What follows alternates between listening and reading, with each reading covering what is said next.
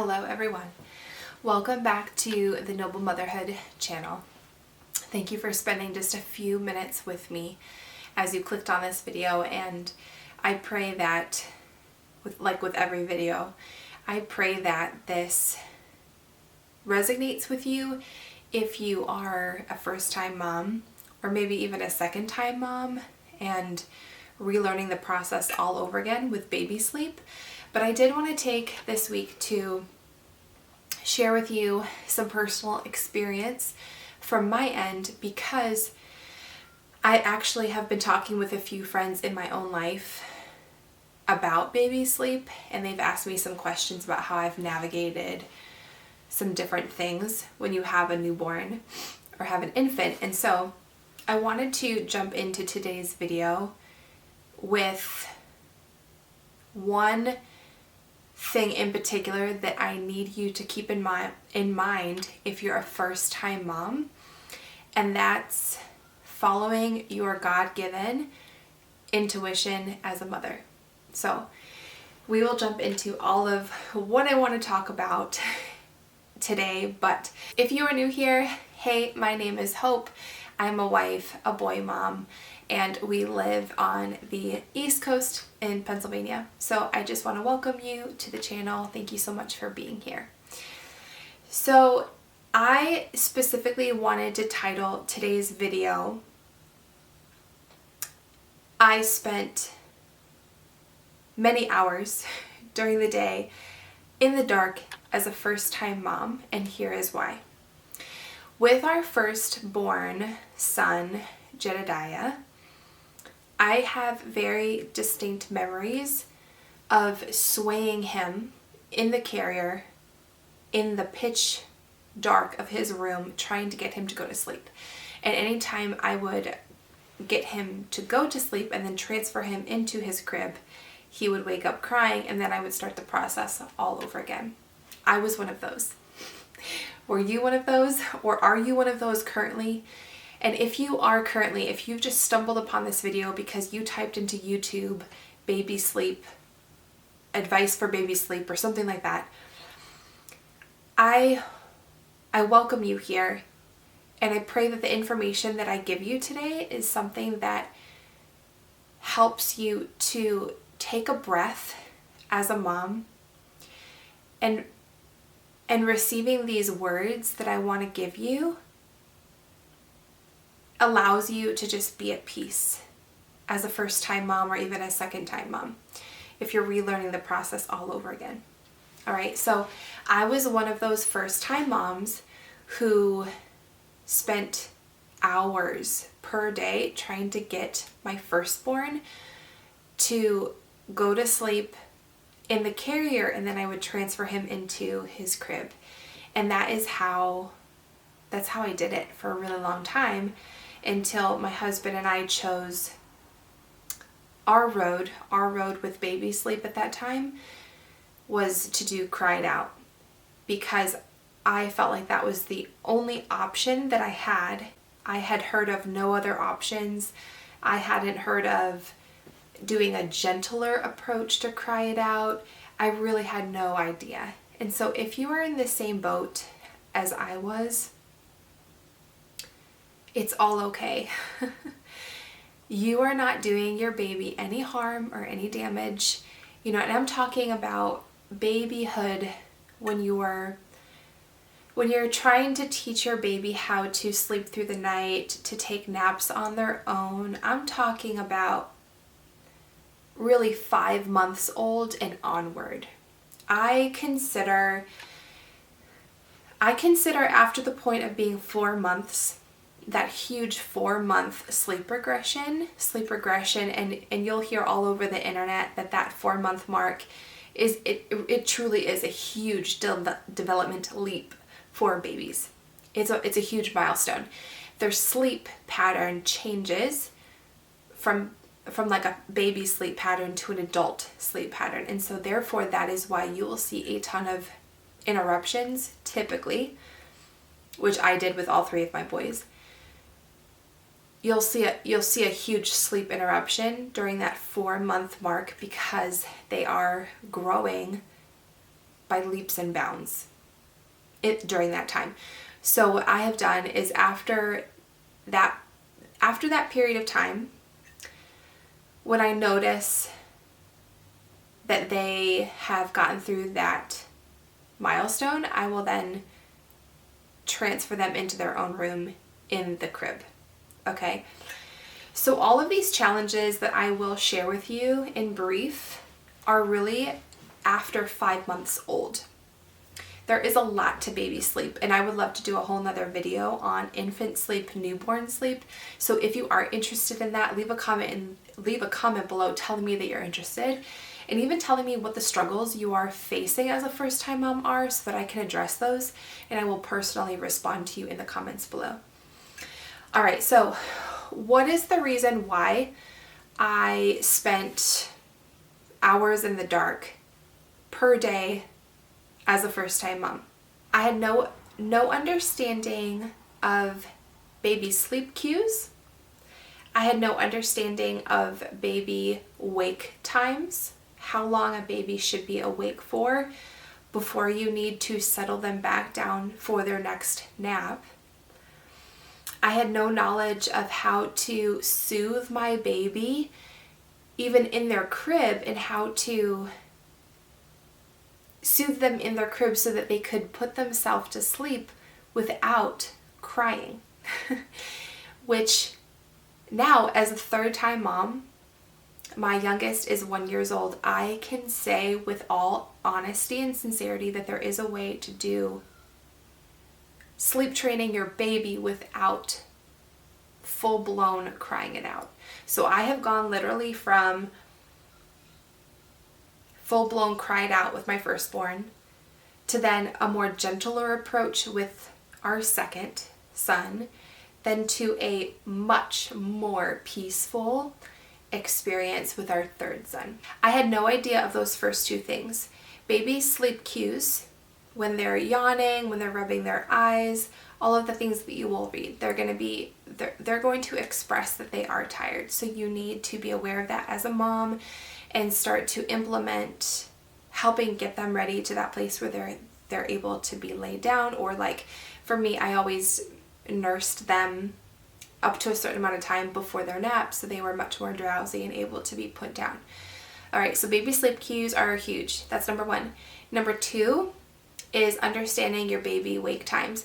And I'm going to give you the most excellent resource that you may or may not have heard of at this point in time in your motherhood journey, and that is takingcarababies.com. You can find her on Instagram also, and possibly on other social media platforms. But her website has been an absolute phenomenal resource to me with all three of my boys. I wish that I had known about her earlier on with our firstborn, but I did not. I learned about her much later.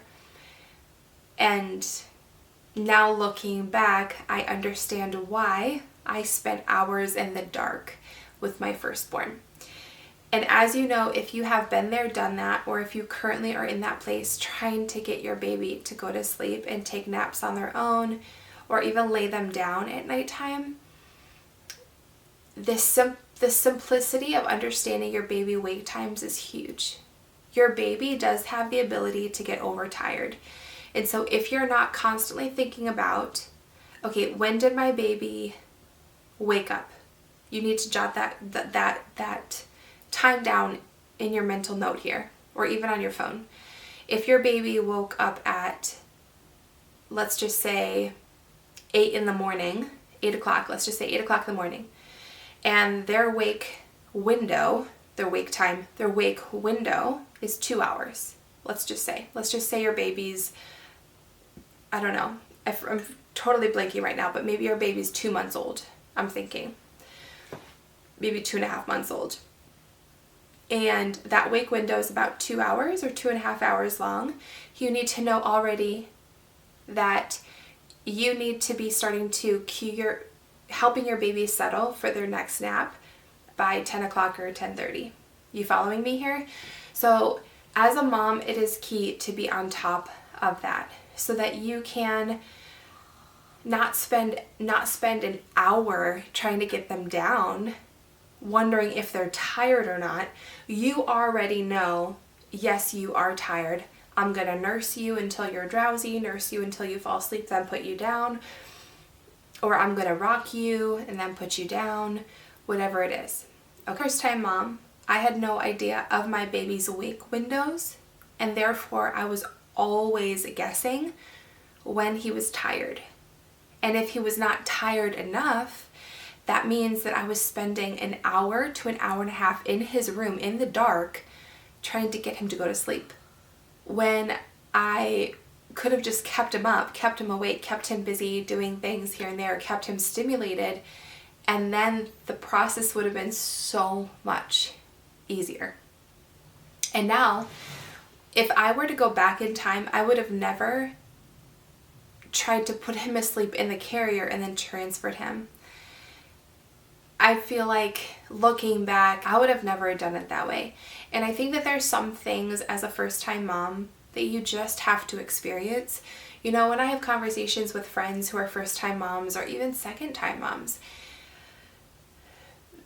the thing that weighs heaviest on my heart, and I want to communicate that clearly through this video, is that there are some things in life, friends, that you just have to walk through. You just have to experience them firsthand. Nothing prepared me for being a mom for the first time. No one could have prepared me for being needed 24/7. No one could have given me X amount of information. Knowledge is power. However, I also stand on experience is power also. Experiencing something, learning from the ground up for yourself as a first-time mom gives you the confidence to move forward, gives you the confidence for other children that you may possibly have or do have. And so I just wanted to give you that tool. Let's just think of it as a tool, that being a first-time mom is a gift.